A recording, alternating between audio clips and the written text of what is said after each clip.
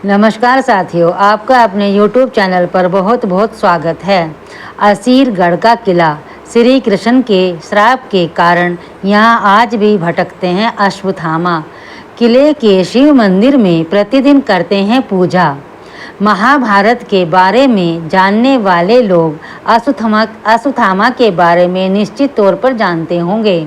महाभारत के कई प्रमुख चरित्रों में से एक अश्वत्थामा का वजूद आज भी है। अगर यह पढ़कर आप हैरान हो रहे हैं तो हम आपको बता दें कि अपने पिता की मृत्यु का बदला लेने के लिए अश्वत्थामा को उनकी एक चूक भारी पड़ी और भगवान श्री कृष्ण ने उन्हें युगों युगों तक भटकने का श्राप दे दिया। किंवदंती है कि जब अश्वत्थामा और अर्जुन ने एक दूसरे पर ब्रह्मास्त्र चलाया तो ऋषियों की प्रार्थना पर अर्जुन ने अपना अस्त्र वापस ले लिया, लेकिन अश्वत्थामा ने अपना ब्रह्मास्त्र अभिमन्यु की विधवा उत्तरा की कोख की तरफ मोड़ दिया। कृष्ण ने भ्रूण को तो बचा लिया, लेकिन अश्वत्थामा को 6000 साल भटकने का श्राप दे दिया। कहते हैं तब से अश्वत्थामा उड़ीसा के तटीय इलाकों में शिव की पूजा करते हैं और बंगाल की खाड़ी में चक्रवात लाते हैं। पिछले 3 दशक में बंगाल की खाड़ी से कई भयंकर तूफान उठे हैं। बुरहानपुर मध्य प्रदेश स्थित असीरगढ़ किले के शिव मंदिर में मान्यता ऐसी है कि इस किले के गुप्तेश्वर महादेव मंदिर में अश्वत्थामा रोज शिव की उपासना और पूजा करते हैं। इसके सबूत के रूप में मंदिर में सुबह गुलाब के फूल और कुमकुम दिखाई देते हैं। माना जाता है कि अश्वत्थामा मंदिर के पास ही स्थित पहले तालाब में स्नान करते हैं। ऐसा माना जाता है कि अश्वत्थामा सबसे पहले मंदिर में पूजा करने आते हैं। शिवलिंग पर प्रतिदिन ताज़ा फूल और गुलाब चढ़ा मिलना अपने आप में एक रहस्य है। हम यहाँ आपको महाभारत काल के अश्वत्थामा से जुड़ी वो खास बातें बता रहे हैं जिनके बारे में आपको शायद ही मालूम होगा। गुरु द्रोणाचार्य के पुत्र थे अश्वत्थामा। अश्वत्थामा महाभारत काल अर्थात द्वापर युग में जन्मे थे। उनकी गिनती उस युग के श्रेष्ठ योद्धाओं में होती थी। वे गुरु द्रोणाचार्य के पुत्र और कुरु वंश के राजगुरु कृपाचार्य के भतीजे थे।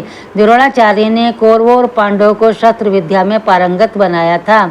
महाभारत के युद्ध में के समय गुरु द्रोण ने हस्तिनापुर राज्य के प्रति निष्ठा होने के कारण कौरवों का साथ देना उचित समझा। अश्वत्थामा भी अपने पिता की भांति शास्त्र और शस्त्र विद्या में निपुण थे। पिता पुत्र की जोड़ी ने महाभारत के युद्ध के दौरान पांडवों की सेना को छिन्न भिन्न कर दिया। पांडव सेना को हतोत्साहित देखकर श्री कृष्ण जी ने द्रोणाचार्य का वध करने के लिए युधिष्ठिर से कूटनीति का सहारा लेने को कहा। इस योजना के तहत युद्ध भूमि में यह बात फैला दी गई कि अश्वत्थामा मारा गया। श्री कृष्ण ने दिया था उसको श्राप।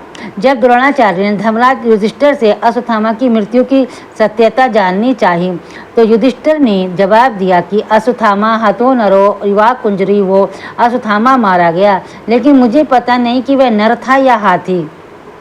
यह सुन गुरु द्रोण पुत्र मोह में शस्त्र त्याग कर किंग कर्तव्य विमुख होकर बैठ गए। उसी अवसर पर पांचाल नरेश द्रुपद ने धृष्टद्युम्न ने उनका वध कर दिया। पिता की मृत्यु ने अश्वत्थामा को विचलित कर दिया।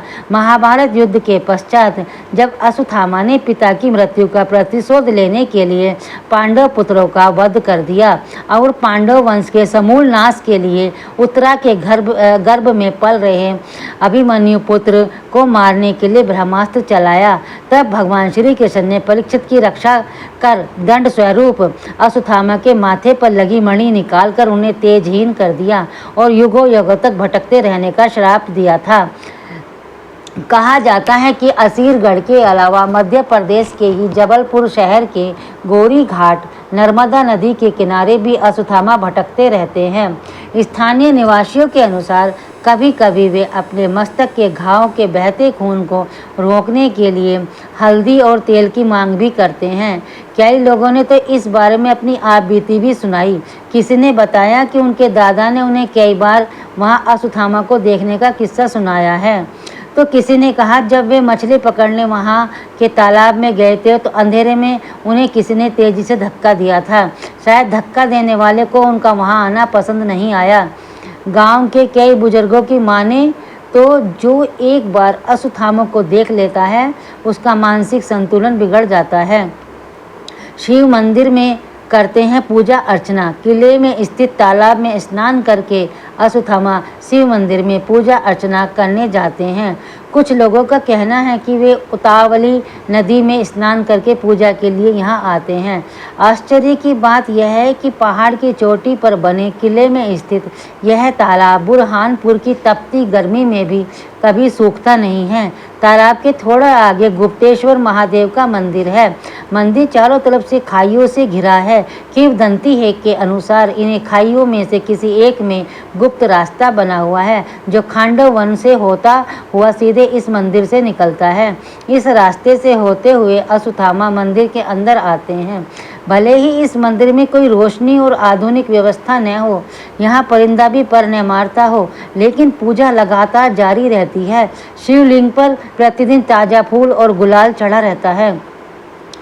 लेकिन मंदिर के शिवलिंग के लिए धार्मिक आस्था है कि शिव के दर्शन हर शिव भक्त लंबी उम्र पाने के लिए साथ रोग मुक्त हो जाता है। इस मंदिर तक पहुंचने के लिए सबसे करीबी स्थान बुरहानपुर है, जहां से लगभग 20 किलोमीटर की दूरी पर असीरगढ़ किले में यह स्थान स्थित है।